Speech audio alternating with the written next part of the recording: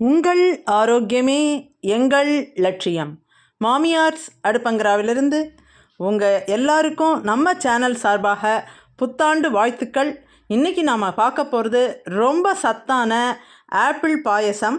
Actual வீடியோக்குள்ளே போகிறதுக்கு முன்னாடி இதுவரைக்கும் எங்கள் சேனல் சப்ஸ்கிரைப் பண்ணலைன்னா இப்போவே சப்ஸ்கிரைப் பண்ணுங்கள். பக்கத்தில் உள்ள பெல் ஐக்கானையும் டச் பண்ணி இந்த வீடியோவை லைக் பண்ணி மற்றவங்களுக்கும் ஷேர் பண்ணுங்கள். வாங்க வீடியோக்குள்ளே போவோம்.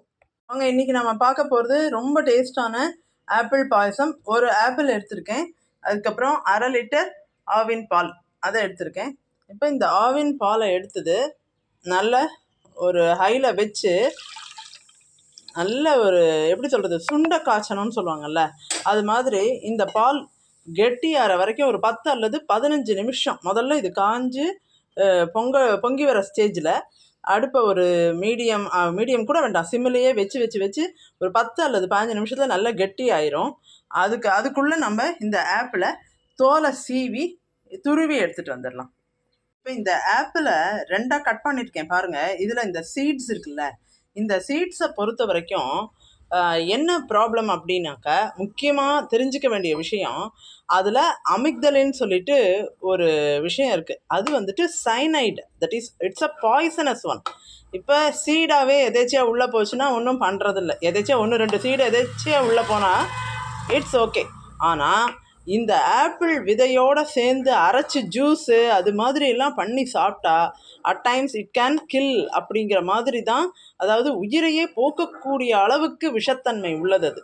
அதனால எப்போவுமே நீங்கள் ஆப்பிள் யூசேஜும் போது இந்த நடுவில் இருக்கக்கூடிய சீட்ஸ் எல்லாம் எடுத்துட்டு தான் அரைக்கிறதுங்கிறது கட்டாயமாக ஆக்கணுங்க. ஒரு விஷயத்தை, ஒரு உணவு தயாரிக்கிறோம் அப்படின்னா சீக்கிரமாக செய்யணுங்கிறது ஓகே, இட்ஸ் டைம் கன்சம்ஷன், ரொம்ப எலாபரேட்டாக பண்ண வேண்டாம். ஆனால் முக்கியமாக நம்ம சில விஷயங்களுக்கு இம்பார்ட்டன்ஸ் கொடுக்கணும். We have to pay attention. அப்படிங்கிற விஷயத்தில் நம்ம காம்ப்ரமைஸ் பண்ணவே கூடாது. சும்மா அவசரத்துக்கு 2ஆக வெட்டினோம், மிக்சியில் போட்டு அரைச்சோங்கிற கான்செப்டே வேண்டாம். இது போல் சில விஷயங்களில் நம்ம ரொம்ப கவனமாக இருந்து தான் செய்யணும். அதே போல் இந்த ஆப்பிள் பார்த்திங்கன்னா உள்ளுக்குள்ளே சில அசிடிக் கண்டென்ட்ஸ் இருக்குது. அதனால டைரெக்டாக போட்டு நீங்கள் இதை வதக்கி, இப்போ நான் அந்த ப்ரொசீஜர் சொல்ல போகிறேன், அதை சூட்டோடு இந்த பாலில் கலந்துட்டோம் அப்படின்னா திரியாக ஆகிடும். அந்த பாயசமாகவே வராது, அது திரியாக போயிடும். அதனால இப்போ நாம் ஃபஸ்ட்டு இந்த பாலை நல்லா சுண்ட வச்சுட்டு ஒரு பாத்திரத்தில் வச்சு ஆற விட்டுடுவோம். அதுக்கு அடுத்தது இதை ஆப்பிளையும் நான் உங்களுக்கு செய்முறை சொல்கிறேன். பால் நல்லா சுண்டி வந்திருக்கு.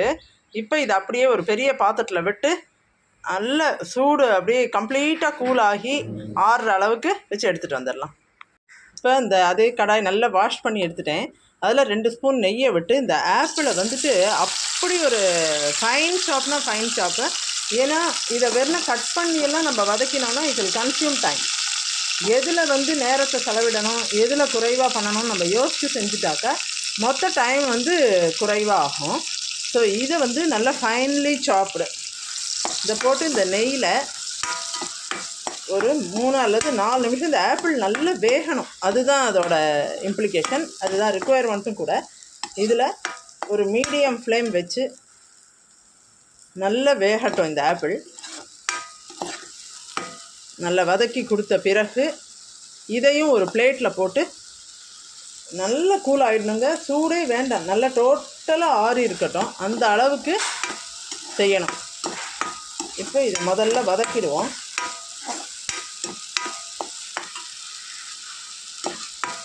இதை வதக்கும் போதே இது வெந்திருக்கானும் அப்பப்போ செக் பண்ணிக்கலாம் ஒரு 3 அல்லது 4 நிமிஷத்துக்கு அப்புறம்.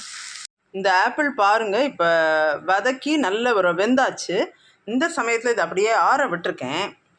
இதில் வந்துட்டு டைரெக்டாக இப்போ ஆறணும் அப்படின்னுங்கிறதுக்காக கொண்டு போய் ஃப்ரிட்ஜில் வைக்கக்கூடாது. எப்போவுமே ஃபுட்டு வந்து drastic variation of climate or temperature இருக்கக்கூடாது. அது வந்து இந்த எப்படி சொல்கிறது, டைஜஸ்டிவ் சிஸ்டத்தையே அஃபெக்ட் பண்ணிடும். அதனால் இதை நேச்சுரலாக ஆற விடணும். அப்போ தான் வந்து நம்ம அடுத்த ஸ்டெப்புக்கே போகணும். அதனால் இது நல்லா கூல் ஆகட்டும், அப்புறமா நம்ம அடுத்த ஸ்டெப் போகலாம். இந்த நல்ல சுண்ட வச்சோம்ல, அந்த பால் வந்து நல்ல ஒரு ஆல்மோஸ்ட் சில்லு, இது வந்து நல்லா ஆறியாச்சு. நேச்சுரல் வேலை, நான் ஃப்ரிட்ஜுக்குள்ளெல்லாம் வைக்கவே இல்லை. அதனால் ரொம்ப ஒரு நல்ல கூல் ஆயாச்சு. அடுத்தது இந்த வதக்கி வேக வச்சோம்ல ஆப்பிள், அதுவும் வந்து நல்ல ஒரு கூல் ஆயாச்சு. ஸோ இப்போ இது ரெண்டையும் நாம் மிக்ஸ் பண்ணிடலாம். சுகர் சிரப் ரெடி பண்ணிவிடுவோம். 1 கப் சர்க்கரை, அதில் கொஞ்சமாக தண்ணி, ஒரு 1/4 டம்ளர் தண்ணி விட்டால் போதும். அது அப்படியே டிசால்வ் ஆகிட்டு இந்த நல்ல சர்க்கரை கரையட்டும். கரைஞ்சி இது பாகு அதெல்லாம் ஒரு ஸ்டிங் கூட வர வேண்டிய அவசியம் இல்லை. இந்த சர்க்கரை நல்லா கரைஞ்சதும் அப்படியே இதையும் ஒன்று பண்ணலாம். அந்த பால்லையே இந்த 1 கப் சர்க்கரையும் போட்டு நல்லா அப்படியே தட் இஸ் கிளறிட்டே இருந்து சிம் ஆக்கலாம். அப்படி இல்லை அப்படின்னா பாலை தனியாக ஆற வச்ச பிறகு நாம் இது போல் சர்க்கரை சிரப், சுகர் சிரப் ரெடி பண்ணலாம். ஏன்னா அதுக்குள்ளே அந்த பால் டக்குன்னு ஆற ஆரம்பிச்சிடும். அதுக்காக பாருங்கள், இது சர்க்கரை நல்லா கரைஞ்ச உடனே இதையும் ஆற விட்டு நாம் அந்த ஆறிட்டுருக்கிற பாலில் கூட நாம் இதை சேர்த்து விட்டுடலாம். இதை என்டையர் இதை ரெடி பண்ணிவிட்டு இந்த பாயசத்தை அப்படியே ஃப்ரிட்ஜில் வச்சு நீங்கள் சாப்பிட்டீங்கன்னா டேஸ்ட் பிரமாதமாக இருக்கும்.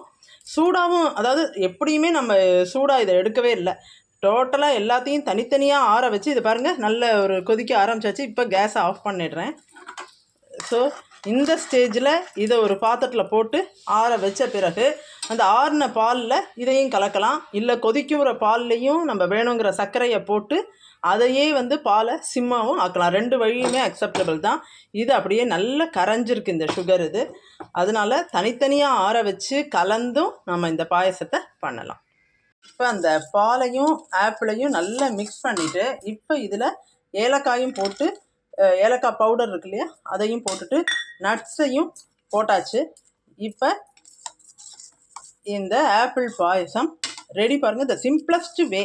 ஆனால் செய்ய வேண்டிய சில முக்கியமான விஷயங்களை நம்ம வீடியோவில் சொன்ன மாதிரியும் அவசியம் கேர் எடுத்து செய்யுங்க.